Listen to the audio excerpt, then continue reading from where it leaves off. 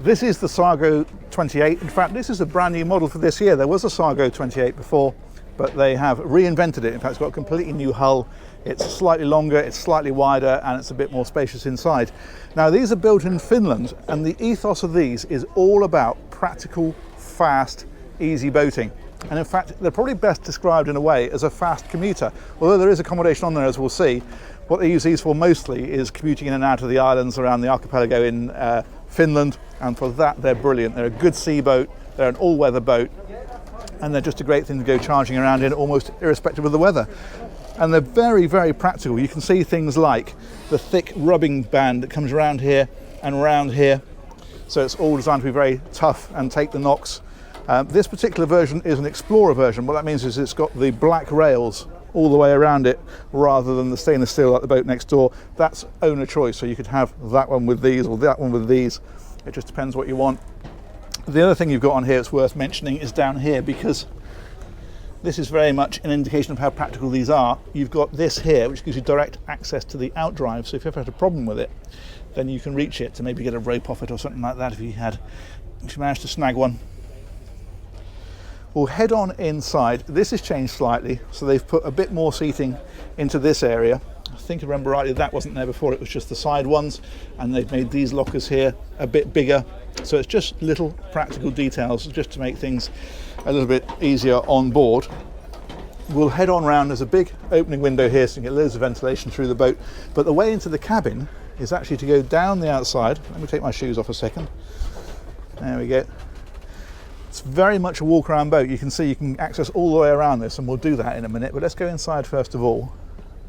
So there's a side door here, there's one each side. This is brilliant because if you're short-handed you can be at the helm here, and in fact with that throttle there and that helm position, the wheel just there, you can stand on the side deck here as you're coming in and control everything, and then just step off with a line. So that's really helpful. If you go on inside, there's lift bolsters on these seats like so, so you can stand here at the helm, and in fact you can tilt this whole helm station. So at the minute this wheel is upright, so you can stand here and it's all, oh hello, thank you for that. It wasn't me, it was a ship, honest. This wheel is upright. However, if you're sat down driving, of course, then that's not in such a good position. So what you do then is pull that little knob there and the whole lot hinges, and now if I drop the bolster as well, there we go, I can sit back here. I've got a nice footrest, I've got a nice comfy seat, and the wheel is now facing me, and the throttle has come down with it as well. So it's really helpful depending on how you're using the boat and how you want to drive it. Pull that again, you'll see the whole thing will just fold up away again. There's space for a large multifunction display. VHF radio is here as well. This isn't the, see this thing here? This is very much about Finnish practicality. They're not going for gloss and style, they're going for stuff that just works and keeps on working. And so that there is for this door. When you pull that closed, that secures it in place. You're done. And you might think, that's great, why has it got that one when I show you? If you just want a little bit of ventilation, you can do that with it and just have a little bit of a gap there. And that is going to work forever, isn't it? It's just brilliant. It just exactly demonstrates the thinking that goes into these boats. There's a massive sliding roof section on this one, and again, that's manual. All you do with that, there is a bolt on it, which is here, and then you just pull it,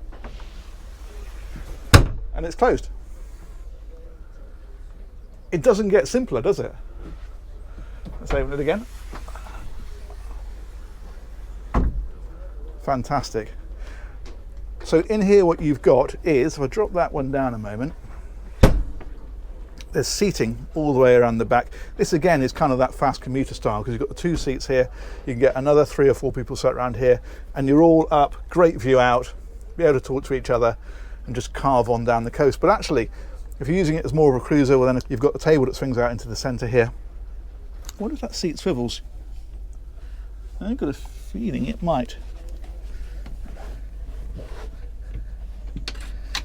Look at that. You see? Seek and you shall find. I think it probably goes the other way. There we go. So you can drop that one around as well to join in the party. And that then makes quite a nice little entertaining area. I mean, it's not a big boat, but it's a very practical one. Over here, The Galley, again, very much of the ethos. It's somewhere to make yourself a bit of soup or something. It's not somewhere to do a cordon bleu 3-course meal. So you've got a hob there. It's actually a diesel-fired hob, so that will run without shore power and without gas. There's a sink, of course. There's storage then down underneath it, and the fridge then is tucked away underneath the helm seat, just there. And if we drop that back down, did I mention the funky lights? Look at these. They're very nice. Let's go back first of all, I think, now we're facing this way. Let's lift that one back up. This comes up on a gas ram. And then if we head down here, there's a little cabin. And what you can do with this is, you know, there's a single bed down there, or there are infill cushions, you can see them tucked away here. They drop into here. In fact, this is stuck on a bit of Velcro, so you just lift it and slide it. Again, it's just the simplest thing in the world, isn't it? Drop the cushions in, double bed, job done. Brilliant. And then there's windows in here, so you can get a bit of air through here. It's actually quite a decent size. And a bit more storage over on this side. Excellent. Let's head on forward. That little round disc there and there, that's for the heating. So it's got diesel-fired heating on it, so that'll run when you're out at sea. And if you come up to this end of the boat, we have a separate area that lifts up like that, and we can drop down into here. This they've made quite a lot bigger. This is where a lot of the extra length has gone, because you didn't have this much storage in here before. You didn't have this hanging area before. This one's got a locker in here as well. So this is where they've really used the extra space that they've gained with the new hull. And then this is the toilet. So that's a sea toilet, and then there is a shower that pulls out from there. It's just all dead practical, really. And that closes across if you want it to. So that's that. We'll come back out. There's a bit more storage down under the helm seat. Cut redraw. Circuit breakers down here, that kind of stuff as well. Let's head out of here and lift that one back up. And we'll come on round up to the bow. There's a little seat here.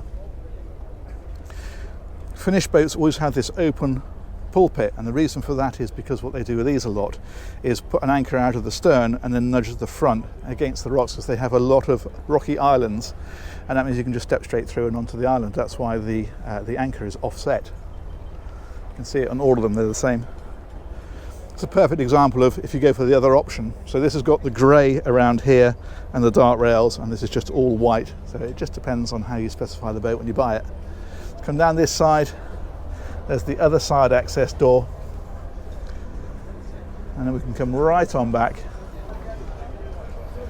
and I'll show you the engine. Let's pop the shoes back on.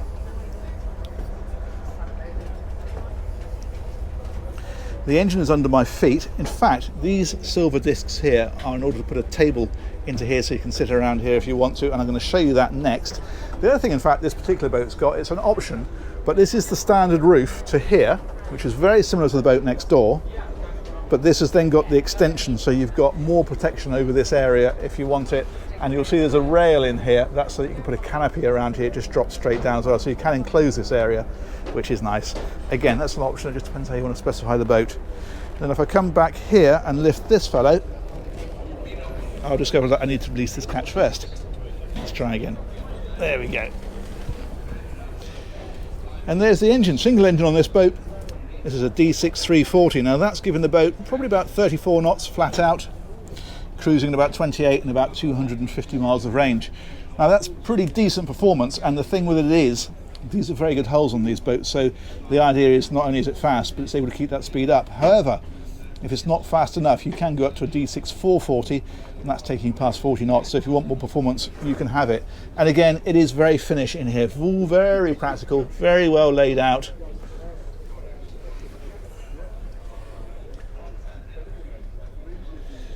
And just a nice, solid, decent quality boat. And that there is the table that goes on the outside when that hatch is down, goes in this cockpit area here, so that's where that lives if you're not using it.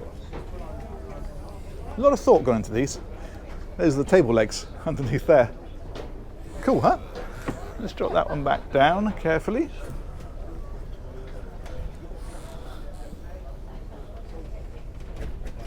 There we are, and that then closes like that.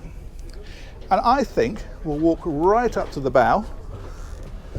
Show you the catamarans opposite. We're at Southampton Boat Show at the moment.